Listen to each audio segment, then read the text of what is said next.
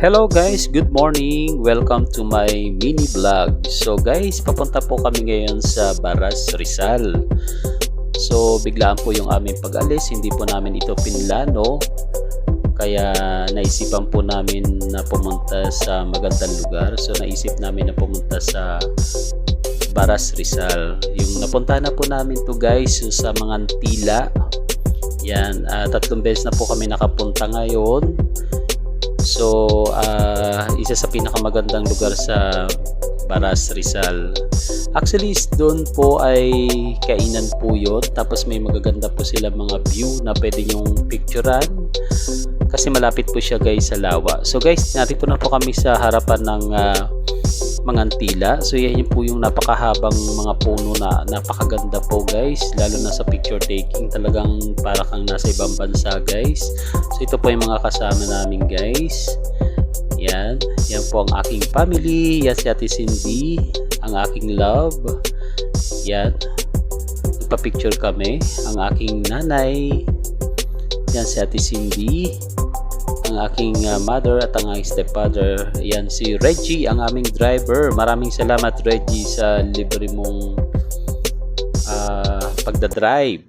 So yan guys, itong lugar na to guys sa mga Antila, nung pumunta kami wala pa itong malaking kainan na to. So nagpatayo pala sila ng bago dito guys. So dito kami kumain.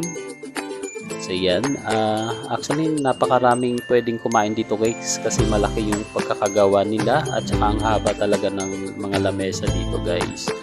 So talagang pang barkada, pang pamilya ang pwedeng kumain dito guys, kahit ilan pa kayo talagang kakasya. So yan guys, order kami ng pagkain na and then 30 minutes daw, bali habang naghihintay kami, so may picture taking muna kami and then video. So yan guys. So ito yung place guys, yan yung counter, yan yung lugar nila. Yan, picture taking muna kami. Ito po yung aking mga apo na ayaw pong magpa-picture, ayaw tumingin sa camera, nahihiya po guys.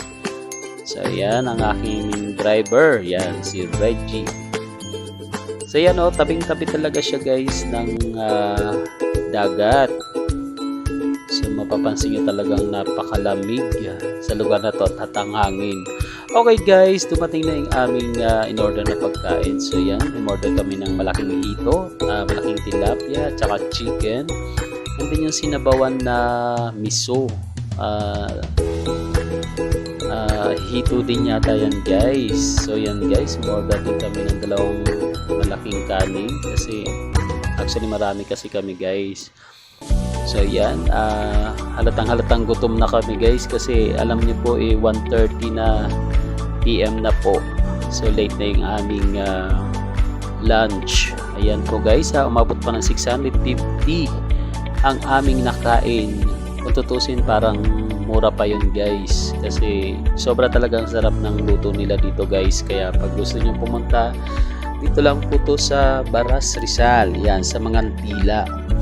So yan po yung kinainan namin guys. Tapos ito po yung mga lugar na pwede kayo magpa-picture. Yan po, napakarami po nilang mga traps dito na pwede nyong picturean. Yan.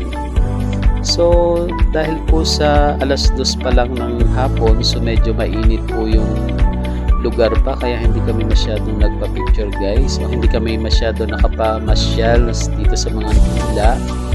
Naisipan namin na umalis na lang at pumunta sa isang lugar kung saan maganda yung place. Yan guys. So papunta kaming Dananak ngayon guys. Maraming salamat po sa mga nanood. Thank you po. Ingat kayo.